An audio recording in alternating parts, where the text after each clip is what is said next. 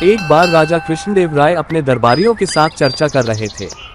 चर्चा करते करते अचानक बात चतुराई पर होने लगी। महाराज कृष्णदेव राय के दरबार में राजगुरु से लेकर कई अन्य दरबारी तेनालीराम से जलते थे।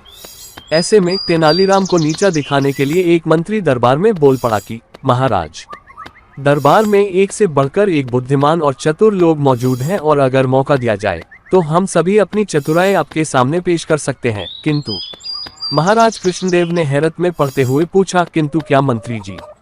इस पर सेनापति बोले, महाराज, मैं आपको बताता हूं कि मंत्री जी के मन में क्या बात है।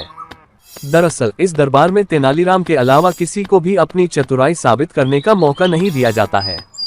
हर बार तेनालीराम ही चतुराई का श्रेय ले जाते हैं, तो ऐसे में दरबार के बाकी लोग अपनी योग्यता कैसे दिखा सकते हैं। महाराज कृष्णदेव राय सेनापति की बात सुनकर समझ गए कि दरबार के सभी लोग तेनाली के विरोध में उतर आए हैं। इसके बाद महाराज कुछ देर शांत रहे और मन ही मन विचार करने लगे। तभी महाराज की नजर भगवान की मूर्ति के सामने जल रही धूपबत्ती पर गई। धूपबत्ती को देखकर महाराज के मन में सभी दरबारियों की परीक्षा लेने का विचार आया। उन्होंने तुरंत कहा, आप सभी दरबारियों को अपनी चतुराई साबित करने का एक मौका जरूर दिया जाएगा। जब तक सभी दरबारी अपनी चतुराई साबित नहीं कर देते, तेनाली बीच में नहीं आएगा। ये सुनकर दरबार में मौजूद लोग खुश हो गए। उन्होंने कहा, ठीक है महाराज, आप बताएं कि हमें क्या करना होगा। राजा कृष्णदेव राय ने धूपबत्ती की तरफ उंगली करते हुए कहा कि मेरे लिए 2 हाथ धुआं लेकर आओ। जो भी यह काम कर पाएगा उसे तेनालीराम से अधिक बुद्धिमान समझा जाएगा। महाराज की बात सुनकर सभी दरबारी सोच में पड़ गए और आपस में चर्चा करने लगे कि यह कैसे संभव है, भला धुएं को नापा जा सकता है क्या। इसके बाद अपनी चतुराई साबित करने के लिए सभी दरबारियों ने अपना हाथ आजमाया, लेकिन कोई भी धुआं नाप नहीं पाया। जैसे ही कोई धुएं को नापने की कोशिश करता, धुआं उनके हाथों से निकलकर उड़ जाता। जब सभी दरबारियों ने हार मान ली, तब उनमें से एक दरबारी बोला कि महाराज, हमारे हिसाब से धुएं को नापा नहीं जा सकता है। हाँ, अगर तेनाली ऐसा कर पाए तो हम उसे अपने से भी अधिक बुद्धिमान मान लेंगे, लेकिन अगर वह ऐसा नहीं कर पाए तो आपको उन्हें हमारे जैसा ही समझना होगा।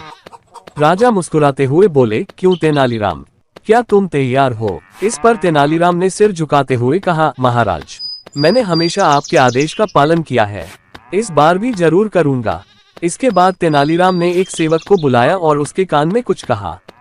उनकी बात सुनकर सेवक तुरंत दरबार से बाहर चला गया। दरबार में चारों ओर चुप्पी छा गई। सभी ये देखने के लिए उतावले हुए जा रहे थे कि आखिर कैसे तेनालीराम राजा को 2 हाथ धुआं देता है।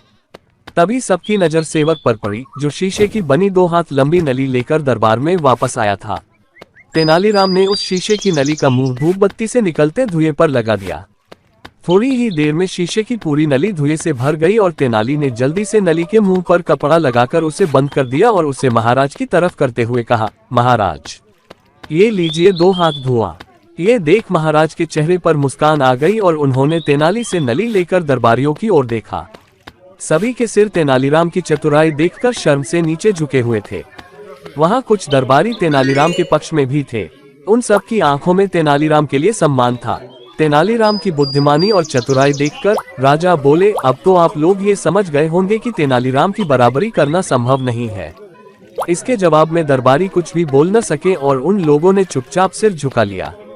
कहानी से सीख, हमें दूसरों की बुद्धिमत्ता का सम्मान करना चाहिए और किसी की चतुराई से जलन नहीं करनी चाहिए।